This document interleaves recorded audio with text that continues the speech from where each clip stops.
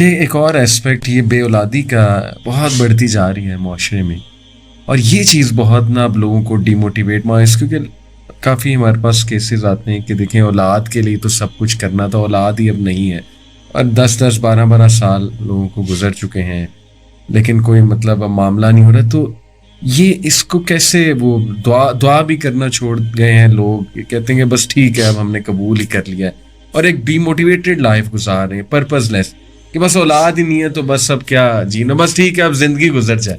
تو یہ والی ڈی موٹیویشن اور مایوسی جو ہے، دیکھیں اولاد تو اللہ کے ہاتھ میں ہے. اللہ تعالیٰ نے سورہ شورہ میں فرما دیا کہ اللہ کے ہاتھ میں ہے، وہ جہاں چاہتا ہے بیٹے دیتا ہے، جہاں چاہتا ہے بیٹیاں دیتا ہے، جہاں چاہتا ہے بیٹے بیٹیاں مکس دیتا ہے، اور جس کو چاہتا ہے وہ بانج بنا دیتا ہے، اور یہ اللہ کے ہاتھ میں ہے. لہٰذا ہمیں خوش رہنا چاہیے، اس نے جو بھی ہمارے لیے پسند کیا ہمیں اس بات پر خوش رہنا چاہیے. ہمارے لیے اگر اس نے صرف بیٹے پسند کیے ہیں، بیٹی نہیں پسند کی، اب دیکھیں میرا ایک نقطہ نظر، میرے چونکہ صرف بیٹے ہیں، بیٹی کوئی نہیں. اچھا میں یہ کہا کرتا ہوں، اب ہو سکتا ہے میری بات بالکل غلط ہو، میری رائے ہے، میں کہتا ہوں جس کو اللہ معتبر سمجھتا ہے نا اس کو اللہ بیٹی عطا کرتا ہے، اور جس کو اللہ تعالیٰ معتبر نہیں سمجھتا اس کو اللہ تعالیٰ بیٹی نہیں دیتا. ہو سکتا ہے واللہ عالم، ہو سکتا ہے میری بات درست ہو سکتا ہے غلط، لیکن یہ میری رائے ہے. اب اللہ تعالیٰ کس کو بیٹے دینے ہیں، کس کو بیٹی دینی ہے، کون بیٹا. میرا ایک دوست تھا، اس کی تین بیٹیاں تھیں، اور وہ ہمیشہ یہ کہتا تھا کہ میرے اللہ نے مجھے بیٹیوں کی پرورش کے لیے بہتر سمجھا، تو مجھے اللہ نے بیٹیاں دے دی، اور میرے ذمے لگایا اللہ نے کہ میں نے بیٹیوں کی پرورش کرنی ہے. اور اس پر پھر جو اجر نبی کریم صلی اللہ علیہ وسلم نے بتایا کہ جو 3 بیٹیوں کی پرورش کرے گا وہ جنت میں جائے گا، جو 2 بیٹیوں کی پرورش کرے گا جنت میں جائے گا.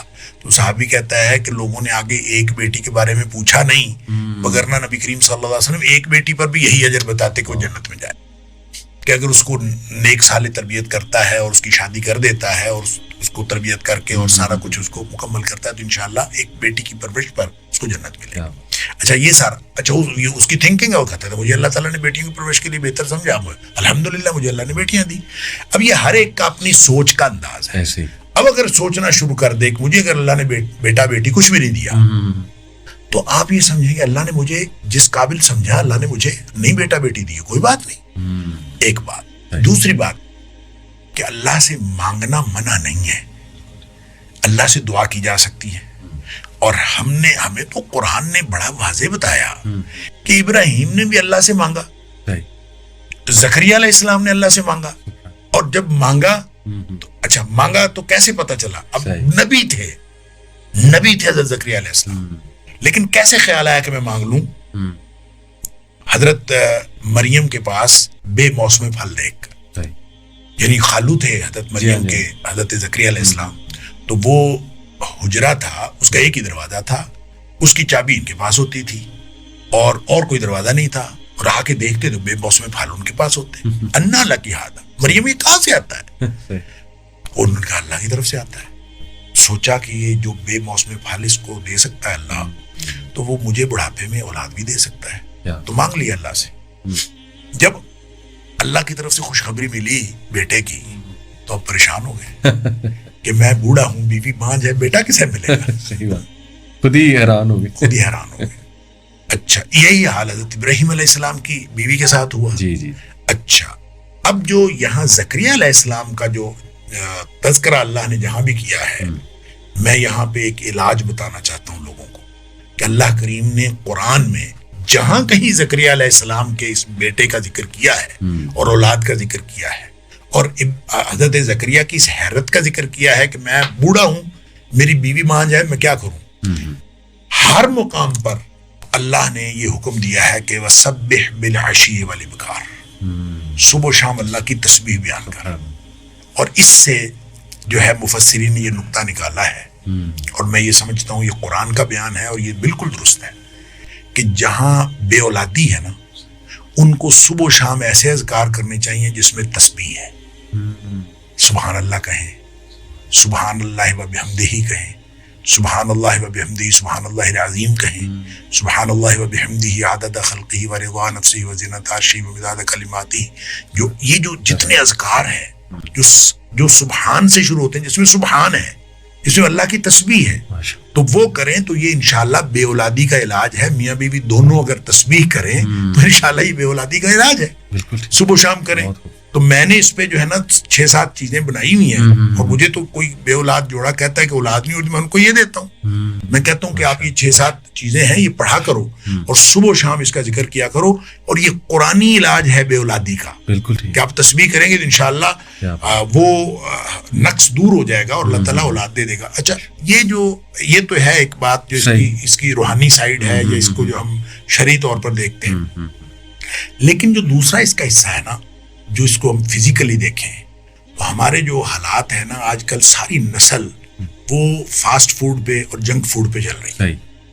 اور جنک فوڈ جو ہے اصل میں ہماری صلاحیتوں کو ختم کر رہی ہے. بالکل، چاہے وہ لڑکے ہوں چاہے لڑکیاں ہوں. جی.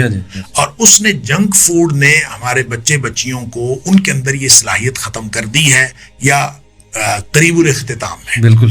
اس لیے جو ہے بے اولادی بڑھتی جا رہی ہے. اور اگر بچے جو ہیں دیکھیں، صرف جو خوراک بہتر کرنا اور خوراک بالکل سادہ اور غذائیت والی خوراک لینا. گھر کے اندر روٹی سالن پکتا تھا ہمارے بچپنے میں، تو وہی سب لوگ کھاتے تھے. اور جس کو سالن اچھا نہیں لگتا تھا تو وہ لسی میں مرچیں ڈال کے کھا لیتا تھا.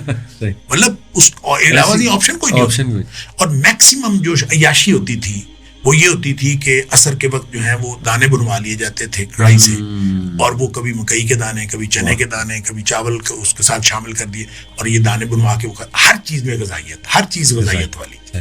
تو آپ اگر روٹی کھائیں گے، جو بھی چیز گھر میں پکی ہے وہ کھائیں، خالص غذا کھائیں.